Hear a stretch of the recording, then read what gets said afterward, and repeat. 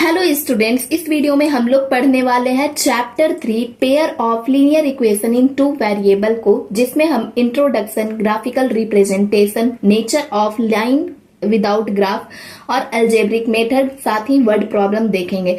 First है आपका pair of linear equation. किस पेयर में रहेगा, कैसे फॉर्म में रहेगा तो हमें पता चलेगा कि वो लीनियर इक्वेशन है, ये देख लेते हैं। तो आपका जो पेयर रहेगा, फॉर्म रहेगा, वो ax plus by plus c1 is equal to 0। c1 means constant term रहेगा, ठीक है। फर्स्ट वाला ये फर्स्ट इक्वेशन रहेगा और ये सेकेंड इक्वेशन रहेगा। तो सेकेंड के लिए मैंने a2 लिखा है, a2x plus b2y plus c2 is equal to 0।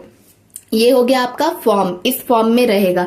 अब यहाँ पर आपको ध्यान में रखना है, ये आपका ग्राफ पे रिप्रेजेंट किया जाएगा, ठीक है। तो यहाँ पर ग्राफ के लिए, ग्राफ में जो रहेगा वो फर्स्ट है इंटरसेक्टिंग। अगर इंटरसेक्ट रहेगा उसको हम लोग इंटरसेक्टिंग बोलेंगे। एक पैरेलल रहता है और एक कॉन्साइड करता है। कॉन्साइड मीन्स एक के ऊपर एक लाइन आ जाएगा तो वो कॉन्साइड हो गया, ठीक है। अब आपको यहाँ पर देखना है नेचर ऑफ लाइन। लाइन का जो नेचर है वो क्या क्या रहता है। तो लाइन का जो नेचर है वो पहले रहता है इंडिपेंडेंट, एक रहता है डिपेंडेंट, इनकॉन्सिडेंट रहता है, ठीक। तो इंडिपेंडेंट में किस फॉर्म में रहेगा, जहां पर आपका a1 by a2 is not equal to b1 by b2।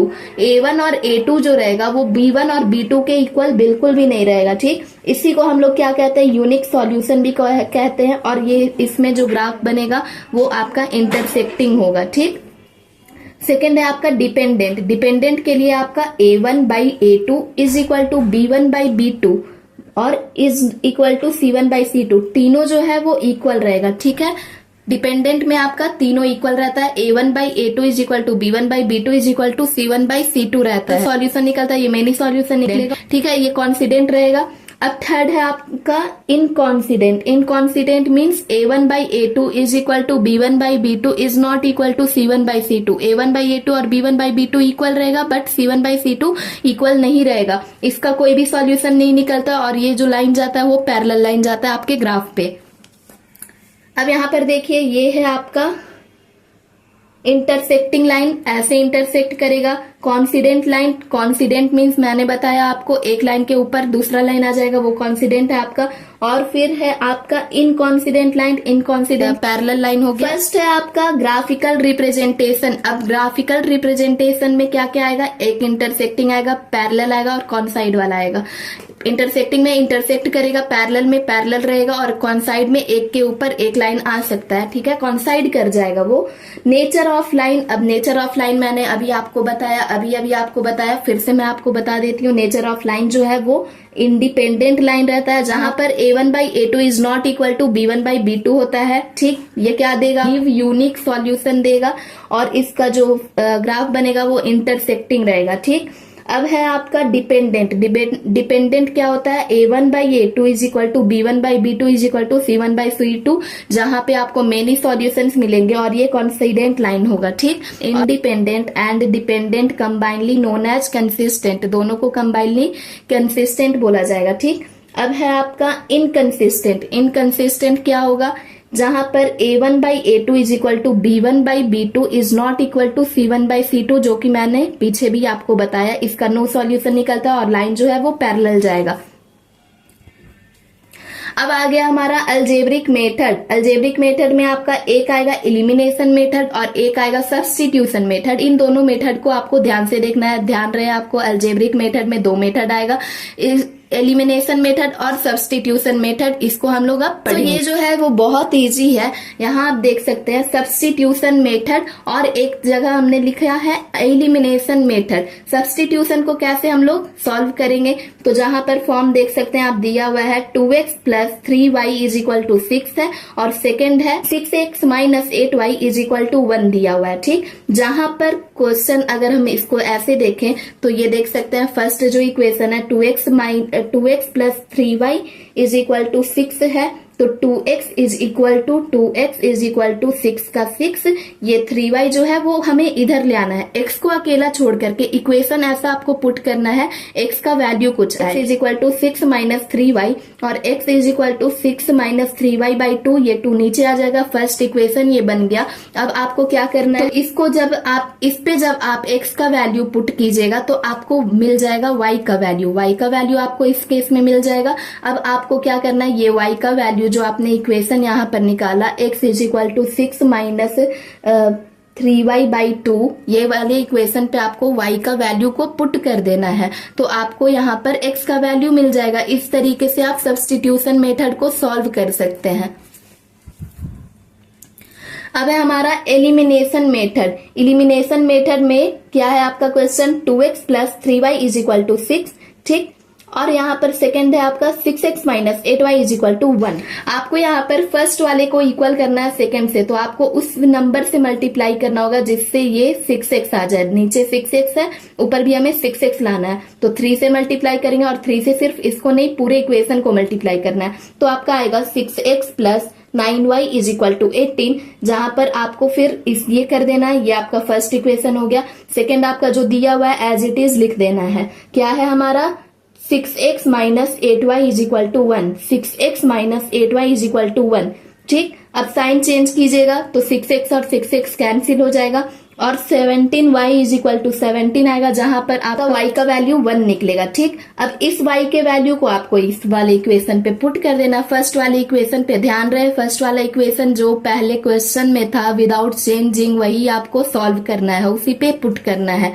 क्या था आपका 2x plus 3 into 1, 2x plus 3y is equal to 6 था, 2x plus 3y is equal to 6 था। यहाँ पर 1 से हमने मल्टीप्लाई इसलिए किया क्योंकि y का वैल्यू हमारा 1 आया है, तो यहाँ पर फिर क्या हो जाएगा, 2x इज इक्वल टू 3 हो जाएगा, 3 इधर जाके माइनस होगा तो 3 आ जाएगा और x इज इक्वल टू 3/2 आ जाएगा, x का वैल्यू 3/2 आ जाएगा। यहाँ पर भी x का वैल्यू 3/2 आया और यहाँ पर भी x का वैल्यू 3/2 आया, y का वैल्यू यहाँ पर भी 1 आया, y का वैल्यू यहाँ पर भी 1 आया। तो आप दोनों मेथड में से किसी भी मेथड से क्वेश्चन आपका बना सकते हैं। अगर आपको क्वेश्चन में सब्स्टिट्यूशन मेथड देगा तो आपको सब्स्टिट्यूशन मेथड फॉलो करना, अगर एलिमिनेशन मेथड देगा एलिमिनेशन मेथड को आपको फॉलो करके क्वेश्चन पुट कर देना, बना देना। क्वेश्चन में आपका solve graphically the system of linear equation, question आपका यहाँ पर दिया हुआ है, ग्राफ पे आपको रिप्रेजेंट करना है। यहाँ पर 2 फॉर्म दिया हुआ है, 2 इक्वेशन दिया हुआ है, and determine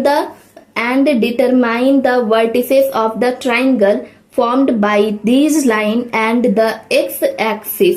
On the x-axis also find the area of the triangle, ठीक है, एरिया भी फाइंड करना, ये है आपका। इसके लिए आपको फिर क्या करना है, यहाँ पर देख सकते हैं जो क्वेश्चन दिया हुआ था 4x minus 5y plus 16 is equal to 0, जहां पर y इज इक्वल टू 0 आएगा, 0, x is equal to minus 4, x is equal to 1 और y इज इक्वल टू 4। अगर हम तरीके से इसका भी करना है 2x plus y minus 6 is equal to 0, जहां पर x इज इक्वल टू 0 आएगा और y इज इक्वल टू 6 आएगा और y इज इक्वल टू 0 रखना है, x इज इक्वल टू 3 रखना है।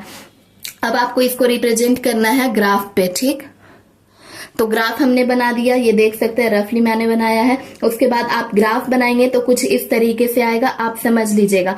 यहाँ पर मैं बता दूं आपको, जो पहला इक्वेशन आया है वो ये वाला लाइन है, ठीक है। पहला जो इक्वेशन है तो वो ये वाला लाइन है और ये दूसरा इक्वेशन ये वाला लाइन है। दैट मीन्स ये इंटरसेक्ट कर रहा है, इंटरसेक्टिंग है, ठीक है। जब इंटरसेक्ट करता है तो हमारा यूनिक सॉल्यूशन देता है, ये मैंने आपको बताया। अब आपको तो ट्राइंगल का एरिया क्या आया, 1/2 इंटू बेस इंटू हाइट होता है, यहाँ पर है, ठीक है। 1/2 इंटू बेस हम आपको यहाँ पर से डिटरमाइन कर लेना। हाइट आपका यहाँ 4 तक गया है, ये देख सकते हैं b जो है वो हाइट है हमारा 4 तक गया है, तो हाइट, और इसको आप सॉल्व कीजिए 18 स्क्वायर, ठीक। अब आप यहाँ पर देखिएगा 2 graph line, that means ABC and PQR, 2 graph line गया है, ABC गया है, ABC और PQR ये लाइन हो गया।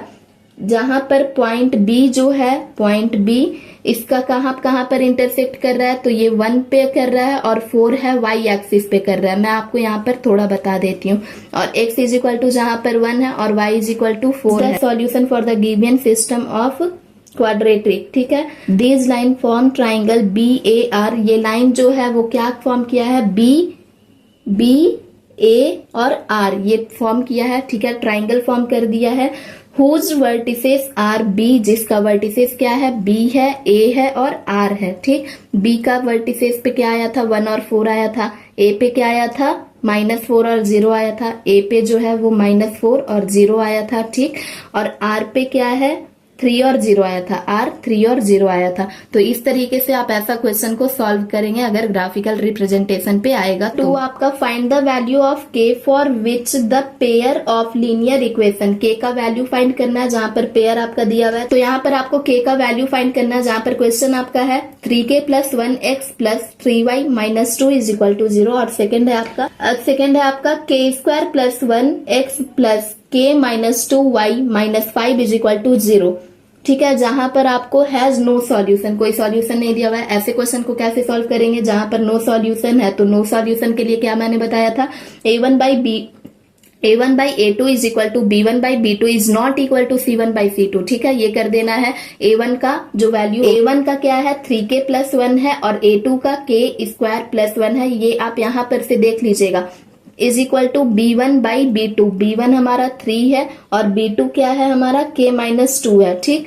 Is not equal to -2/3 -2/3 that means c है यहाँ पर c1/c2, c1 आपका 2 और c2 आपका 5 -5, ठीक है। तो ये हो गया। अब हम क्या करेंगे, इसको सॉल्व करेंगे, ये वाला जो है इसको सॉल्व करेंगे। तो इसको सॉल्व करने के लिए आपको यहाँ पर क्या करना है, यहाँ देख सकते हैं 3k + 1 इंटू k - 2 ये आ जाएगा, इज इक्वल टू 3 × k² + 1। इन सभी को सॉल्व करेंगे, k का वैल्यू हमारा आ जाएगा। तो ऐसे क्वेश्चन को आपको इस तरीके से सॉल्व करना है। सेकंड है हमारा solve 217x + 131y = 913 and 131x + 217y = इतना। इसको हम लोगों को सॉल्व करना है। तो इसको कैसे सॉल्व करेंगे, यहाँ पर क्या है, दोनों इक्वेशन को लिख देंगे। दोनों इक्वेशन को लिखने के बाद दोनों को प्लस कर देना है, ठीक। दोनों को पहले प्लस कर देना। प्लस करने के बाद हमारा आया 348x + 348y = 1740 आएगा। दोनों को प्लस करेंगे तो अब क्या करना है, यहाँ पर 348 है, 348 को कॉमन ले लेंगे, x + y = इतना। इन दोनों को काटेंगे तो कटेगा ये 5 बार में 348 के टेबल में। दैट मीन्स आपका इक्वेशन क्या आया, x + y = 5 आया, ठीक। अब क्या करना है आपको, इन दोनों को माइनस कर देना है। एक बार ऐड होगा, एक बार सब्ट्रैक्ट होगा। ऐसे क्वेश्चन में सब्ट्रैक्ट करने के बाद हमारा 86x - 86y = 86 आता है जहां। तो x - y = 1 आ गया। और क्या है हमारा x + y अब क्या करना है, जो इक्वेशन 1 निकला दैट मीन्स आपका जो ऐड करने के बाद आया और जो सब्ट्रैक्ट करने के बाद आया, उन दोनों को आपको यहाँ पर लिख देना है। तो x + y = 5 है और x - y = 1 है। इन दोनों को सॉल्व करेंगे तो y का वैल्यू पुट कर देंगे, ठीक है। y का वैल्यू पता चल जाएगा। इसको आपको इलिमिनेशन मेथड से सॉल्व करना है।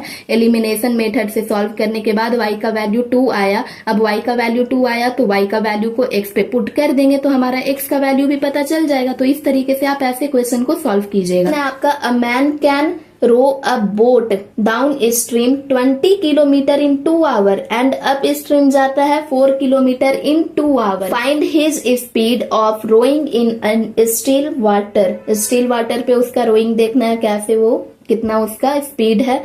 Also find the speed of the stream का भी स्पीड फाइंड करना और उसका रोइंग का भी स्पीड फाइंड करना है जब पानी जो है स्टिल रहेगा। Let the speed of boat हम x km/h मान लेते हैं और speed of water y km/h मान लेते हैं। एक तरफ हमें अप स्ट्रीम, एक तरफ हमें डाउन स्ट्रीम का निकालना है। ध्यान रहे ऐसा क्वेश्चन कैसे बनेगा, डिस्टेंस दिया हुआ है अप स्ट्रीम का 4 किलोमीटर, ठीक है, 4 किलोमीटर और टाइम दिया हुआ है 2 आवर। जहां पर डाउन स्ट्रीम का जो डिस्टेंस है वो 20 किलोमीटर और टाइम 2 आवर। तो speed is equal to x - y हो जाएगा, ठीक। x - y क्यों होगा, speed is equal to distance by time होता है, इसीलिए यहाँ पर हम अप स्ट्रीम बोल रहे हैं तो अप स्ट्रीम के लिए x - y हो जाएगा, ठीक। और डाउन स्ट्रीम के लिए x प्लस वाई हो जाएगा। ठीक है, तो अब यहाँ पर हम डिस्टेंस बाई टाइम रख देंगे। डिस्टेंस हमारा 4 है, टाइम हमारा 2 है, तो x minus y is equal to 2 आ गया, ये फर्स्ट इक्वेशन। और यहाँ पर सेकेंड जो है हमारा डाउन स्ट्रीम के लिए, तो डाउन स्ट्रीम के लिए जो आपका डिस्टेंस है वो 20 है और टाइम 2 आवर है। डाउन स्ट्रीम के लिए आपका x प्लस वाई होगा। ठीक है, नीचे आ रहा है x प्लस वाई हो जाएगा, तो यहाँ पर आपका क्या होगा 20/2 हो जाएगा। ठीक, 20/2 दैट मीन्स यहाँ पर आपका डिस्टेंस बाई टाइम है। ठीक, डिस्टेंस आपका 20 किलोमीटर और टाइम 2 आवर, तो 20/2 दैट मीन्स 10। अब इन दोनों को आपको सब्स्टिट्यूशन मेथड इलिमिनेशन मेथड के हेल्प से आप फॉर्म कीजिएगा, तो आपका x का वैल्यू निकल जाएगा। ठीक, जो है आपका इसको आपको सॉल्व कर देना है और सॉल्व करने के बाद आपका x और y का वैल्यू आ जाएगा। x का वैल्यू 6 आया है, तो x का वैल्यू 6 है, दैट मीन्स यहाँ पर speed of boat is equal to 6 kilometre per hour और speed of water is equal to आपका आएगा 4 किलोमीटर पर आवर। वीडियो पसंद आई हो दोस्तों तो प्लीज वीडियो को लाइक कीजिएगा और चैनल को सब्सक्राइब करके मुझे सपोर्ट जरूर कीजिएगा।